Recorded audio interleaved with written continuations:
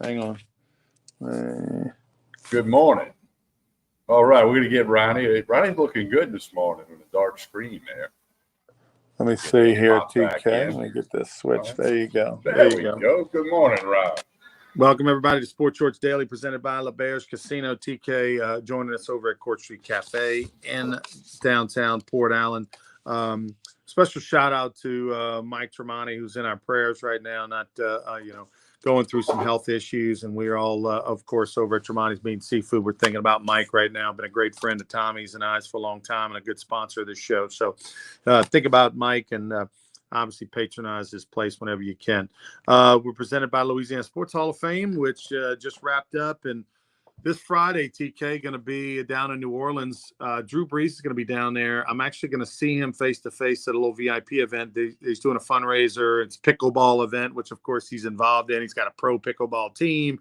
That's the hottest growing sport in the world right now. There's an event down there near Harrah's and to raise money and whatnot. But obviously, he's a guy that is eligible to be on the Louisiana Sports Hall of Fame ballot this year, which little birdie said maybe he would get in. I would think so. I would think. Yeah. All right, a couple of big things. The little birdie's pretty smart, Ronnie. Yeah. LSU football, listen, they don't do two-a-days like they used to. But I don't even care with the weather the way it is. I mean, look, I understand we're the creature of the now, but it is hot. It's as hot as it's ever been. So one a day is enough. They're doing indoor. They're doing outdoor.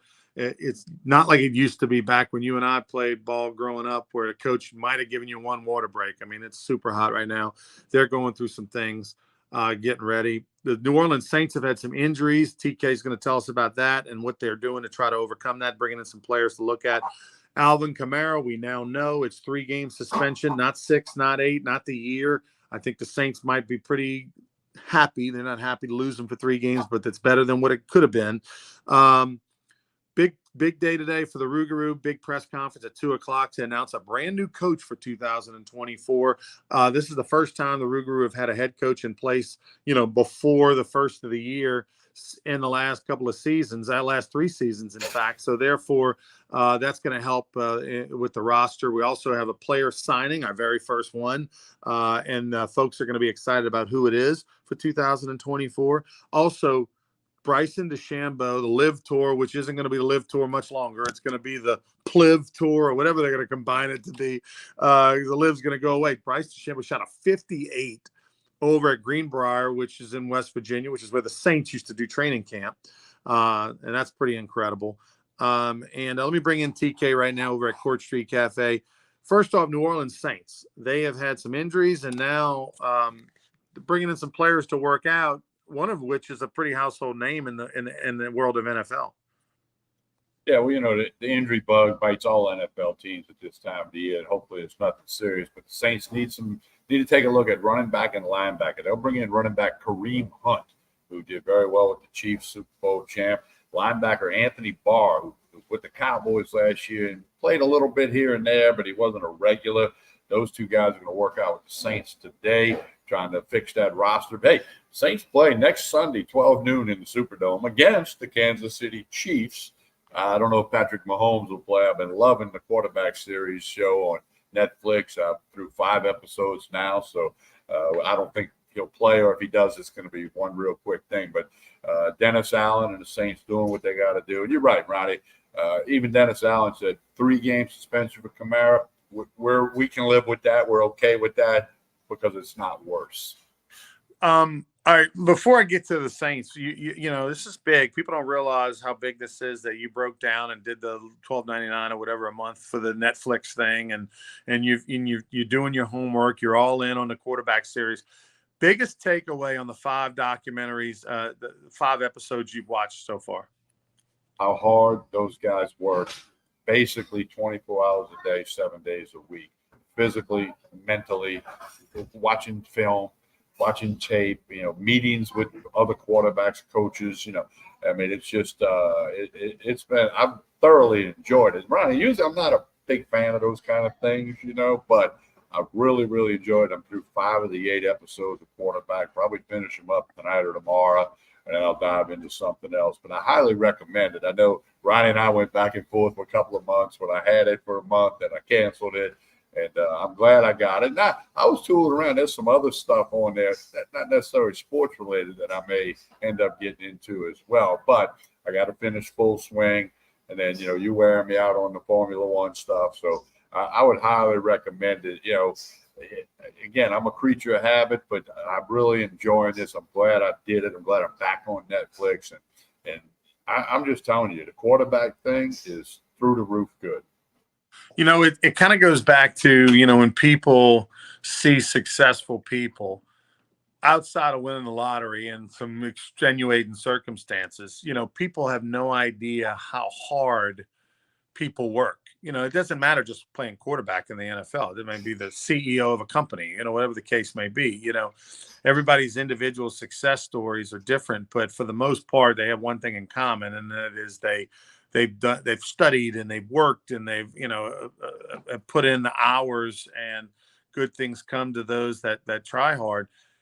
That's the thing. That's my biggest takeaway too, Tom, is you think you want to play quarterback, right? It's kind of like what's going on right now in the world of like what we deal with the Rougarou in college baseball.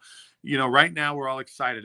The AP baseball's in the Little League World Series. These 12-year-olds are getting all this national attention, local attention. They're going to go back to school and be celebrities at their Ascension schools or whatever. And they think they probably want to be a college player or whatever.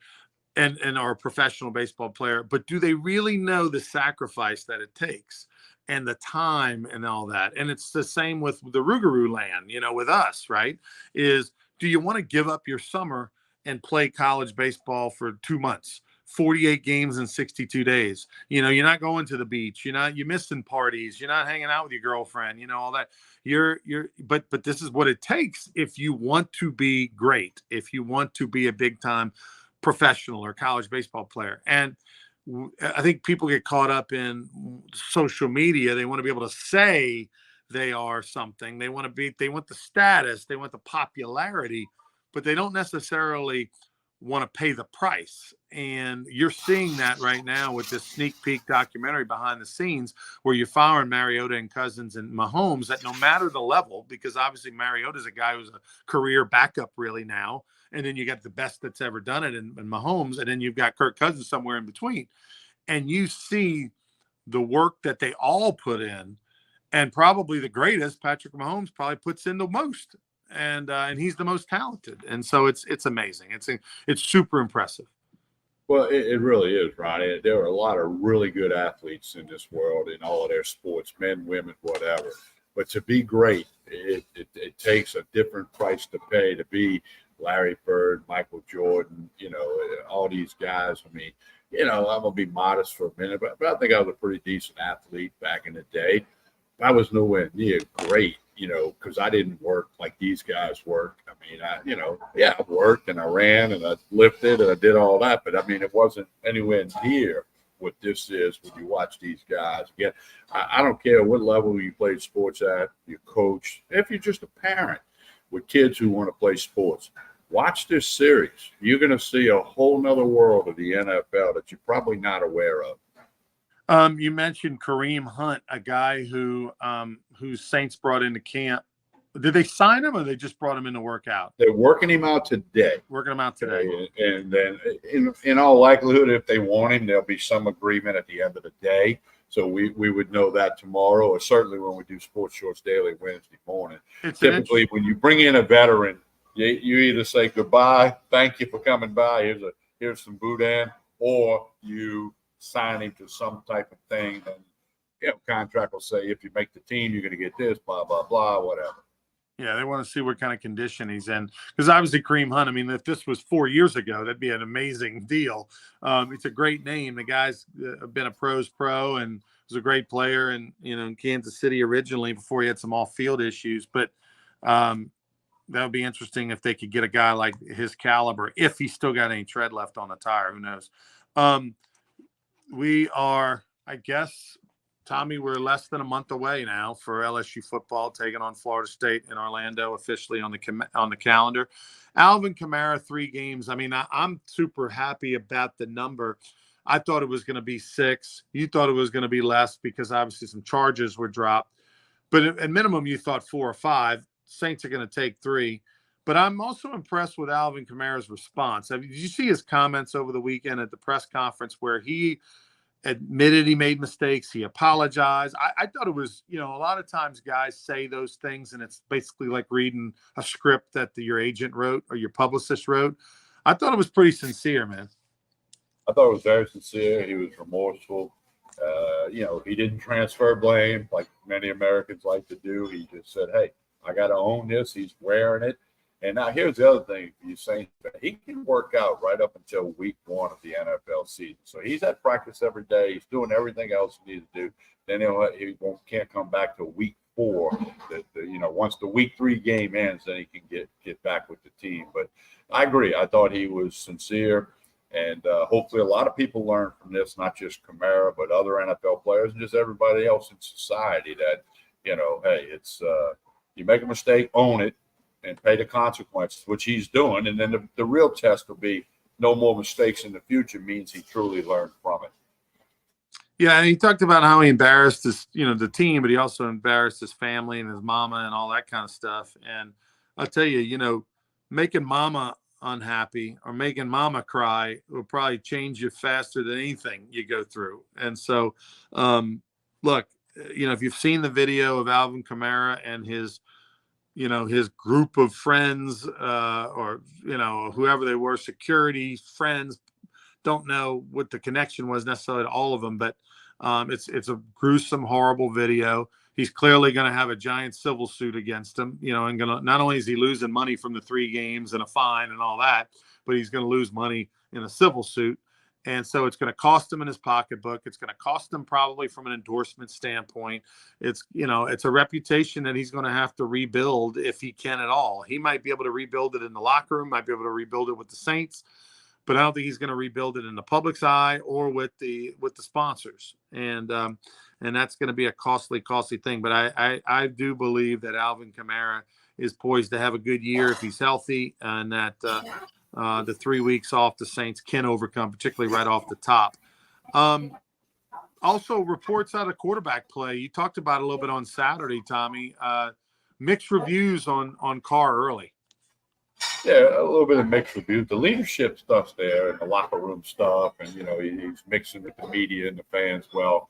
And he's throwing some great balls, as one would expect. But there's also been some other times when they didn't, really think he was looking that great. But, I think you start training camp and everything's trending up. And then I think you plateau a little bit. And then, you want to peak when the season starts, not, all today is. So I'd be curious to follow that, and then curious to see whether he takes any snaps this Sunday against the Chiefs. Typically, the starting guy, and he is the starter. Typically, that guy doesn't play in week 1, but you may put him out there for a series, and if it's a 3 and out, maybe another series. We'll learn that later in the week. I'm really interested to see Jake Haener, the Fresno State quarterback that the Saints took with the 127th pick in the draft. I'm really curious to see him. We've heard good reports coming out of camp about Haener. Obviously they've got Winston as the backup, but you're always looking to the future. You're always looking to see if you can hit a diamond in the rough. We all know the famous story about Tom Brady being a late draft pick and how so can Haener be a surprise? Right now he looks good in camp. That's easy to do against 7-on-7. How does he do with the bullets are flying for real, minus all the max blitzes and things like that? So we'll get a chance. Obviously, he'll get a chance to play a lot this week in week 1. That's usually when your third string quarterback or so may play for week 1, week 3, where they'll play the most. So that's exciting. Let's move on to golf for a minute. Who knows? They're still working out the details, by the way, on the whole Live Golf Tour PGA thing. Like that's all getting worked on. Like all the gory details and the I's dotted and the T's crossed have not been done. They've got an agreement in principle to form an agreement. But as far as Bryson DeChambeau, Koepka, these were guys, DeChambeau and Koepka, Tommy, were 2 names that I think most of us thought a year ago when they went to the Live Tour that their career was on the slide. Their career was on the back end, that their best golf was behind them. Well, Koepka proved that he's still got plenty of gas in the tank, and he's going to be a force to be reckoned with when he gets back on the whatever the PGA Live Tour looks like next year. And all of a sudden, Bryson DeChambeau, who, we talked about him 3 years ago when he was hitting the ball, 400 yards and stuff like that. But yesterday shot a 58. A 58. I don't know how many times I've shot a 58 on the front nine, in my life. This guy shot a 58 for 18. Yeah, usually when I've taken 58 strokes, I'm off the 12th hole, maybe on the 13th hole, good day, the 11th hole. But yeah, it was 12 under because it was a par 70. And it's still, I mean, he birdied like 22 out of 24 holes in one stretch. I mean, it's unbelievable for the 2 days. So anyway, the Live Golf and the PGA, we're going to be Christmas time before we hear what exactly is going to happen with all of that, if then. So that's kind of on the back burner, as they say. All right, TK, tell us about Court Street Cafe and what's going on over there. Well, Court Street Cafe, breakfast, lunch, dinner. Everybody's back in school this week.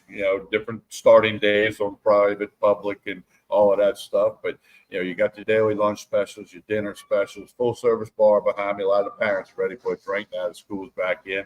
So stop by Court Street Cafe, 805 Court Street in Port Allen. 7 days a week, breakfast, lunch, dinner. Sunday ends at 2:00. But check it all out. You'll be glad you did. Kids are in school now. Stop by here and get lunch or whatever. Court Street Cafe. Connect on Facebook and Instagram. They do a great job of keeping you posted with everything. We'll be back on Wednesday morning. We'll tell you all about our new Rougarou head coach and our player signing. We've got a 2:00 press conference today at Phil's Oyster Bar. To introduce both of them to our sponsors. And we're excited about the future of the Baton Rouge Rougarou. Congratulations, by the way, the Seguin River Monsters. They won the Texas Collegiate League championship on Saturday, a little worst to first. They were the worst team in the league last year, best team in the league this year. Well, in their record this year, they finished 22-28, which shows if you get hot at the right time, you can win a championship. They were a lot better in the second half of the season, and they got it done on the road. That's always a plus in a championship setting against a solid Brazos team. I'm like you. I tip my hat to Coach Perez and the Seguin River Monsters. They got it done. Hey, they're the champions. For Tommy Christian, I'm Ronnie Rance. Have a great one. Please like and share this video, everybody.